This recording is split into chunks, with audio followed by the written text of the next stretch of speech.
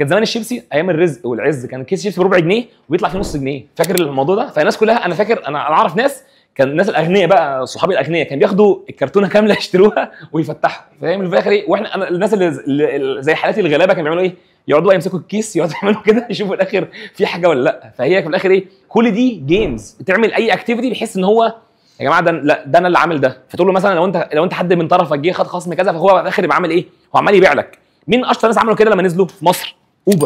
اوبر لما نزلت مصر انتشرت ازاي؟ كان بالنسبه لي انا ما كنتش عارف اوبر، فكان معايا واحد صاحبي في الجامعه وده كان حالته الماديه في شلتنا اقل واحد. يعني احنا مثلا بنركب ميكروباصات وهو ياخد الاتوبيس، احنا قاعدين مثلا في اول مكرم واحنا في الجامعه، قال لي وهو ماشي واخد واحد على جنب كده عمال يعمل حاجه بالموبايل ما اعرفش في الاخر ايه، يا جماعه انا ماشي عايزين حاجه، قال لي في اخر عربيه كيا سراتو واخداه وراكب الكلام ده ايه في 2016 ومروح. تاني خروجه واحنا طالعين مثلا نقعد في ايه؟ في مكان بتاع عصير قصب كده في اول مكرم داخل بعربيه ايه ده؟ داخل بالانترا، فاقول له يا ابني ايه ده؟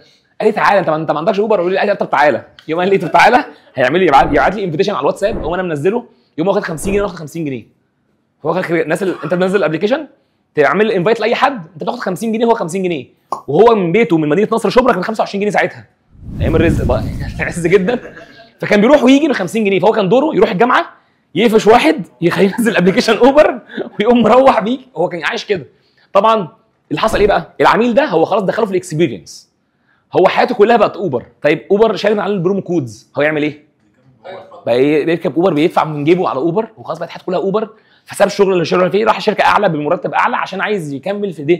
فهو خلاص هو بالنسبه له مش هيرجع مواصلات تاني، هو خلاص علمه لمده شهر يركب اوبر وقاعد في مكانه. مواصلات ايه؟ يعني ايه اتوبيس؟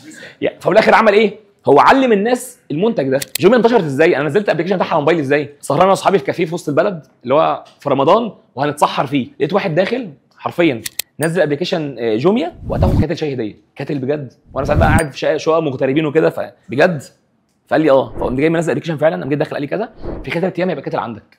بس ثالث يوم الكاتل جالي وكل الناس اللي في الكافيه كلهم نزلوا الابلكيشن بدل ما نعمل ماركتنج ونصرف بيل بوردز ونعمل.